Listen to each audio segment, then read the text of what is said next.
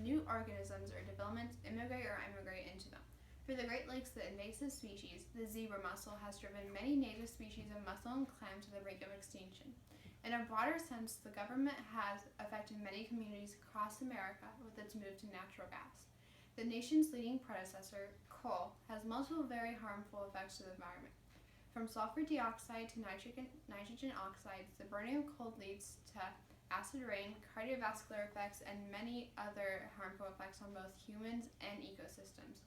However, despite all these drawbacks, our country has relied on coal for generations due to its cheapness compared to other sources, multiple jobs it provides, and its reliability of being a stable source of energy. This large reliance on coal has led to carbon dioxide emissions being responsible for 24.5% of the total U.S. greenhouse emissions.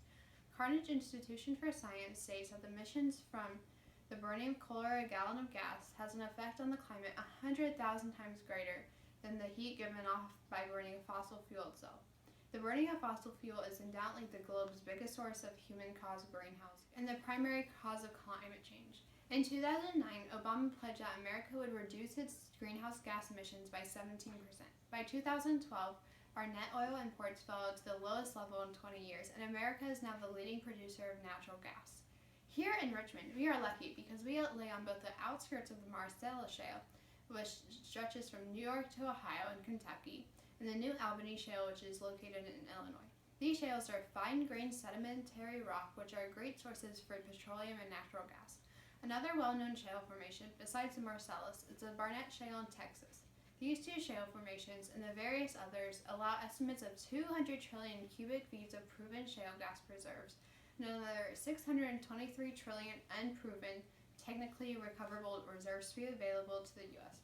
These large deposits of natural gas reserves have pushed the government to choose natural gas as a better alternative to coal. Burning natural gas produces nearly half as much carbon dioxide per unit of energy as compared to coal. Also, this recent increase in production has led to a 3.8% drop in carbon emissions in 2012. Nonetheless, natural gas is mostly composed of methane. This means if any leaks occur during production, the advantage of natural gas over coal slips away. Hydraulic fracturing or fracking is not safe due to its serious risk of health and safety of communities and to the environment. Water supplies across the country have been contaminated by the natural gas and by the multiple byproducts of the process. Some of the chemicals involved are still unidentified. However, others are known for causing cancer, birth defects, and disorders of the nervous system. These unidentified chemicals are able to persist due to the fracking being exempt from the Safe Water Drinking Act and the Energy Policy Act of 2005. This allows drilling and fracking companies to inject unknown substances directly into waterways without any disclosures of what chemicals are being used.